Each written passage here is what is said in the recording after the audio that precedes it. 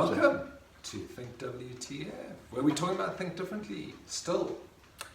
And thinking differently is important. We really started with playing long. Absolutely. We started thinking differently about systems. At the moment we think process and the mechanics behind that process, but these ever-evolving systems. Absolutely.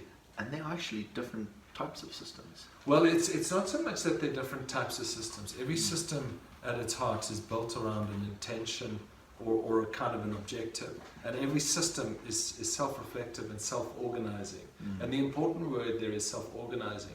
Because within every system, you have a different hierarchy. And our hierarchy is created when we value one thing over another thing. So everything has a hierarchy. So every system is a hierarchy by default. Now there are three different types of hierarchies, and this is where it gets quite critical because some work very well and some don't work very well. Let me look at the ones that don't work very well. And these are the systems that are actually getting disrupted. What are you doing? I'm getting your centralized system ready. There we go. Okay, so the centralized system is the old mechanical model. So in the center of our hierarchy, so picture the pyramid that Brett's drawing there. You've got the straight line down the middle. I don't know if you saw that straight line, but anyway. And what that is typically this authoritarian type of leadership where the leaders sit in the organization, they define how the organization needs to work, and they tell you how to do things. So every decision that, you can stop praying now. Oh, thank you. So every decision goes up the hierarchy effectively. There's no flexibility in the hierarchy, and it's highly structured and highly inflexible. Now we throw a bit of chaos into that inflexibility. It's called disruption. And this is what's happening in so many businesses today. In corporates, guys. Hierarchy, bosses, Absolutely. KPIs. Absolutely. Lots of middle management. Absolutely. Disrupt that a bit. And you know that's what? Where we are now, right? There's so many corporate examples. You see, you can take any one of the banks, and some are worse. But you've got very strict centralized control. That's where the power sits. There's huge amount of politics in the organization. And no one is actually doing any work that actually helps the customer. You know, stuff gets done, but it becomes this bureaucratic churn. A good way to test it in your organization. Sit in meetings and count how many times in the meeting your business is saying, so this will be good for the customer. Absolutely. It's a great way to get a sense of what we're saying. Absolutely. And more importantly, that meeting is probably useless anyway, so you've just wasted an hour of your life, so I'm sorry. But the second type... so fucking negative. No, but it's true though. It's happy. You know what I'm talking about. Yes. That's why we all left the corporate world. But the second type of system that doesn't work very well is what is really the decentralized. So you've got the centralized, which is very narrow. The decentralized is very wide at the bottom. And what it lacks is a very clear sense of direction, purpose, leadership. Yeah, but that's a buck square. But it really is that. And what is happening is the information in the system is just missing each other. You know, it kind of feels like the DA at the moment. There's a very clear lack of vision, purpose, and intention within the system. So nothing really gets done.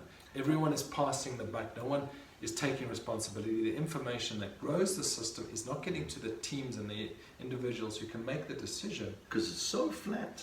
Usually the centralized, you've got communication channels, but when it's totally decentralized, no communication channels, no silence, none of that, right? No, actually the opposite. Yeah? When you've got this very structured organization, you have a communication channel, but the information doesn't flow up that channel. Oh, you were saying back up. Yes, yeah. Okay. So you've got information coming from outside of this hierarchical centralized structure, but the executives are either too arrogant to actually accept that information. A great example is Kodak, that's why they got disrupted. Or there's too much politics in the organization and the information is not going up, and the executive team are actually sitting there playing guards without the right information. They don't see the full picture. And you see it in your organizations, guys. How many times do you not tell your boss something and then they go, well, I can't tell my boss something. Exactly. Can't tell them. By the time the person right at the top's looking at this information, it's not the real information. Totally. So the third type is really the resilient hierarchy, and it's a balance between a centralized and a decentralized. There's a very clear purpose to the to the hierarchical structure. And you kind of got a medium in terms of the actual base of the hierarchy. So it's not too wide and it's not too narrow. So there's a very clear purpose to what the system actually stands for. So think of the fractal equation that I mentioned earlier and the mathematical formula that governs and defines the limitations to what that hierarchy will actually do, that system will actually do. So the open source network is a very good example of this. You're giving authority or accountability for a group of people to self-organize themselves to solve problems. But before that, they've all agreed on a common outcome. And they've all agreed, yes. Absolutely. So like, I'm part of this open source project, and we are going to solve an operating system issue. Absolutely. Linux. Now this is where, exactly, and now this is where the information starts feeding into the organization. You mentioned it in one of the earlier clips, in terms of the resources to play the long-term game. And information keeps an organization or a distributed hierarchy moving, and it keeps it alive and active. But what happens is you've broken your organizational structure down into these agile teams, and this is where the agile framework becomes very, very powerful, because information is able to reach these agile teams. They're able to make the critical decisions based on the mandate of that hierarchy or the purpose of that system, and they're able to respond accordingly in as little time as possible. So it redefines how the hierarchy performs. And you'll start seeing that we're solving customer problems. Exactly. Because they're feeling the pressure that the customer's feeling.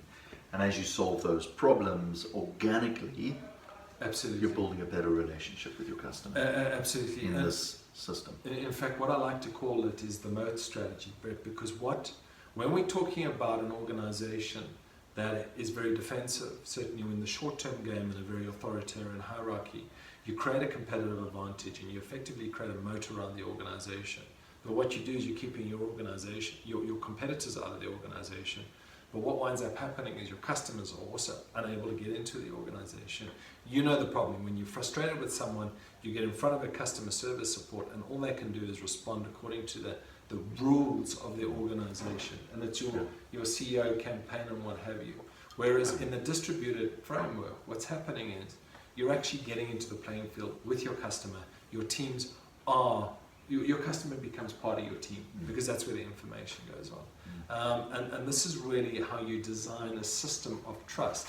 And the open source network is what that is. So, Brett, I think that was a lot of information. So if there are any questions on this, please ask us the questions, and we will create new videos on this, because it's not as clear as it can be as clear as mud in many cases. We will be doing entire series over this. Yes, but please ask the questions. We need the information back. We need the information back. So please ask the questions. Especially Mike, on that note. Bye-bye. Bye.